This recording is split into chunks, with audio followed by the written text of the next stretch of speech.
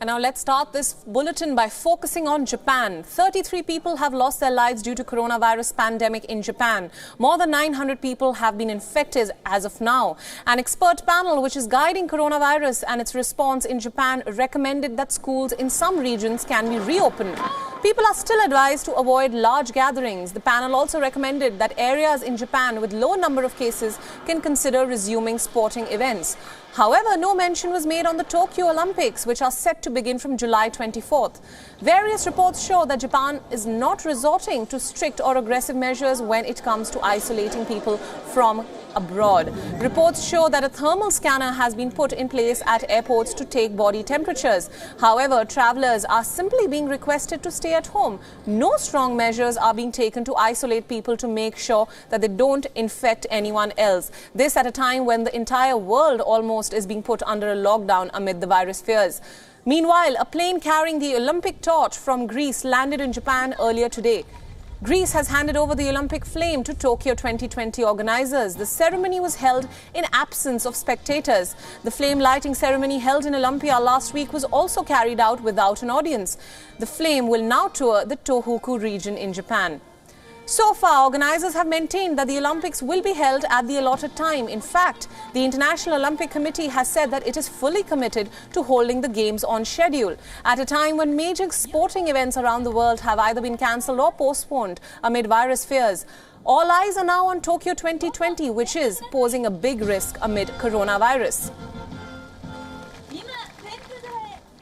And now for more insights, WION correspondent Grace Lee is joining us live from Tokyo. Grace, tell us, the question on everyone's minds is, how is Japan handling this outbreak? Do the lower number of cases indicate a lack of testing? And why is there no lockdown in place as of now? Yeah, a lot of questions being raised about Japan's response to the coronavirus. You're right, there is a low number of cases here compared to neighboring countries like China and South Korea. But you also have to take into consideration that Japan is very low on test numbers as well. It's only testing about 800, 900 people per day. And that in comparison to South Korea, which is testing about 20 to 30,000 people each day. So naturally, the numbers will be low because people just aren't being tested here. But there's also the fact that not a lot of people are being under lockdown. You know, social distancing, which has become a big thing around the world, keeping your distance from crowds. That's not particularly the case here in Japan. People are still outside enjoying the weather. It's a little bit windy today, but a lot of parks have children. Now that they're all out of school, it seems that they are gathering in parks and finding other ways to pass the time, but they are gathering in big groups here and there. Now the cherry blossom season is here in Japan as well, and we're still seeing a lot of people gathering for those as well, despite the government asking people to make sure that they don't participate in big group events. We're still seeing some of those big group scenes here. So there are questions about why are the numbers so low and why is Japan not testing as many people as it should? That is a concern, and at a time when social distancing is being advised across governments and countries, Japan doesn't seem to be following suit. Another concern, news reports suggest that airport authorities may not be acting as vigilantly as required in screening. Is this true?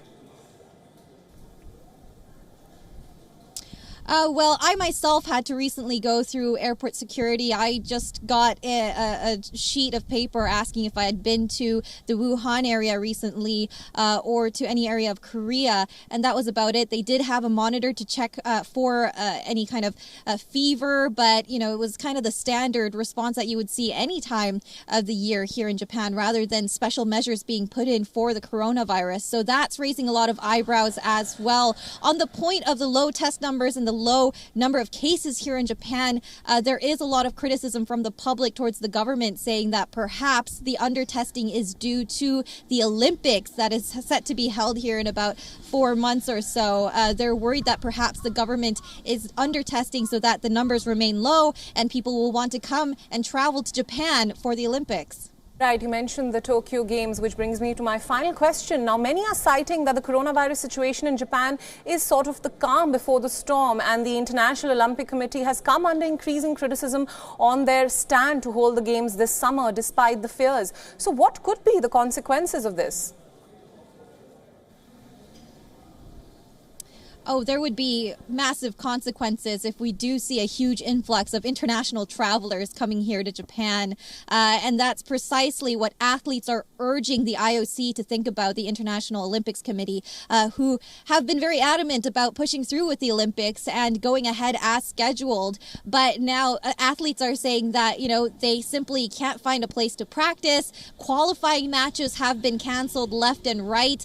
Only about 50% of the slots for Olympic athletes have been filled at this time, and athletes simply can't get to the qualifying matches. Many of them are canceled. And so there is that question of, well, if the athletes can't make it here, how are they going to hold the Olympics in the first place? And if the athletes come here and if the spectators come here while the coronavirus is in full rage, how will Japan be able to handle that influx of passengers, especially when we see these low test numbers here? So a lot of questions being raised. Athletes are very upset that the IOC has not been in communication with them fully during this time. So the IOC says now it is considering perhaps postponing the Olympics, but they say they still have some time to start thinking about it. So they'll make that decision in the future. Right, Grace, thank you for those insights, and one can only hope that the IOC takes the right decision in these difficult times.